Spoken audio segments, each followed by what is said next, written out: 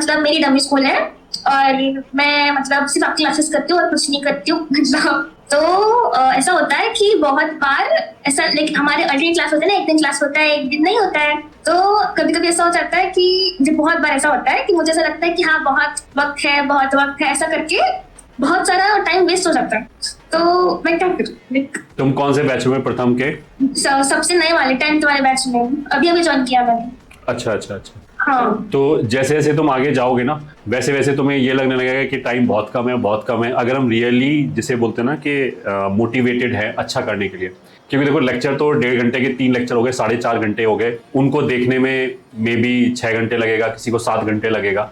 उसके बाद हमारे पास एक्सरसाइज 1 है जो मेंस के कैटर करती है, एक्सरसाइज 2 है, डीपीपीज हैं, फिर मेंस के पीवाईक्यूज हैं, एडवांस के पीवाईक्यूज हैं। तो अगर कोई बच्चा ये सब फिनिश कर ले और फिर वो बोले कि बहुत टाइम है, ठीक है, तब तो चलो सेंसिबल बात है, फिर तो हम बोलेंगे कि सही बात है या फिर तो ऐश करो, है ना। और अगर कोई बच्चा ये सब कर लेगा तो उसके मार्क्स आराम से, जो मेंस वाला टेस्ट होता है उसमें 300 में से 210 220 इतने आएंगे आराम से, आराम से, ठीक है। उसके बाद भी हमने एक्स्ट्रा एज भी दे रखी है एक।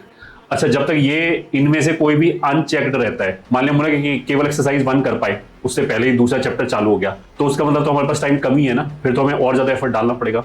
तो इसलिए हमें इस चीज का ट्रैक रखना पड़ेगा। और जैसे तुमने बोला कि अभी लेटेस्ट वाले में तुमने ज्वाइन किया है, तो जैसे जैसे सिलेबस आगे बढ़ेगा वैसे वैसे जो तुम्हारे पुराने चैप्टर तुमने पढ़े होंगे वो धुंधले होते जाएंगे, तो उनको रिवाइज करने के लिए भी डेली का 1-1.5 घंटा तो मिनिमम चाहिए होगा हमें। तो उसका वॉल्यूम बढ़ता ही जाएगा आगे जाके। जैसे अभी शुरू में तो एक चैप्टर रिवाइज करना होगा, फिर 2 होगा, फिर 3 होगा, ऐसे करते करते 4-5 महीने बाद 10 चैप्टर रिवाइज करने पड़ेंगे बार बार सेम चीज, क्योंकि रट जाना चाहिए, तभी हम पेपर में जाके अच्छा परफॉर्म कर सकते हैं।